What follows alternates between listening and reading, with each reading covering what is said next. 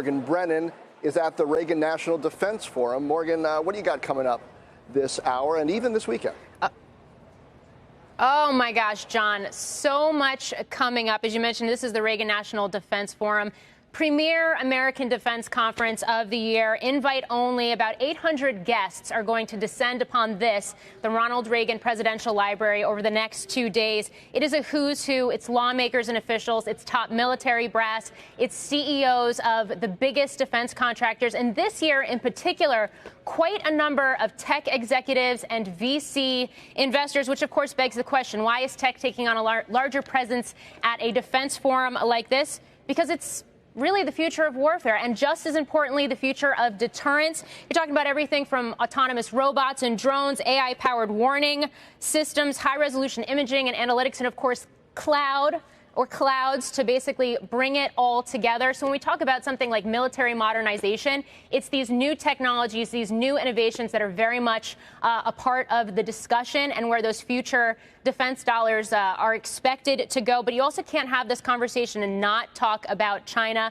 Obviously, China's in focus given the trade talks that are happening right now. But longer term, the U.S. has labeled China a near-peer competitor. It is part of the national defense strategy that is being implemented right now to counter their capabilities. I want to show you a chart that really lays out how China fits into that longer-term national security discussion. This is from Govini. This is via the Reagan Institute, and it is a chart that shows 1967, the share of global R&D spending. The United States comprised 61%, and a big chunk of that was DoD-related. You flash forward 50 years. I'd also just note the USSR was a significant contributor to spending on a global basis, obviously the Cold War. You flash forward 50 years, though, to 2017.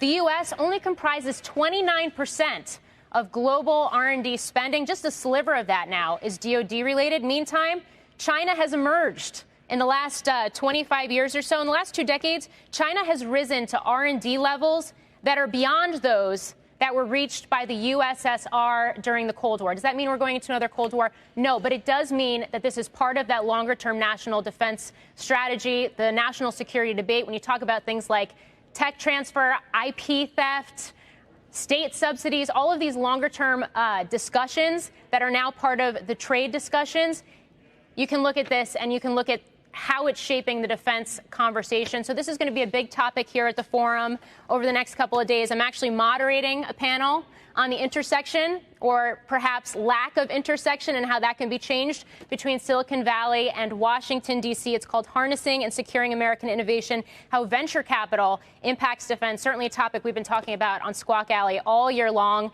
It is going to be an all-star panel, and it also includes, among those panelists, Peter Thiel, the co-founder and partner of Founders Fund, co-founder and chair of Palantir Technologies, early Facebook investor, PayPal founder. Meantime, though, coming up later this hour, Trey Stevens, partner at Founders Fund and also co-founder and chairman of Anduril Industries, is going to have this conversation with me as well.